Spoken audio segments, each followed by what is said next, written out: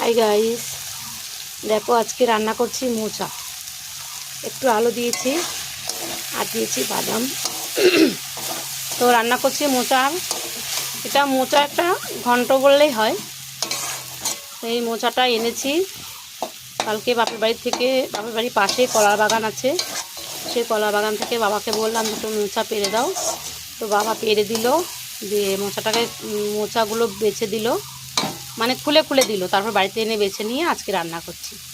আমরা তো মোচা খেতে খুবই ভালোবাসি, আমাদের ওইখানে তো মোচার অভাব নেই, তো বেশি আছে তারা খায় না অত ভালো। তো ওখানে গিয়েও একদিন রান্না করে খেয়েছি চিংড়ি মাছ দিয়ে, অসাধারণ লেগেছে। আজকে আমি বাড়িতে এমনি নিরামিষই রান্না করছি, তো এখানে চিংড়ি মাছ নেই আজকে, অত মাছ খাবো না, তাই এমনি রান্না করছি। আমার এমনিও ভালো লাগে মোচা খেতে। তো তোমরা কারা কারা মোচা খেতে ভালোবাসো কমেন্টে জানিও। সবাইকে ভালোবাসা রইল। Thank you.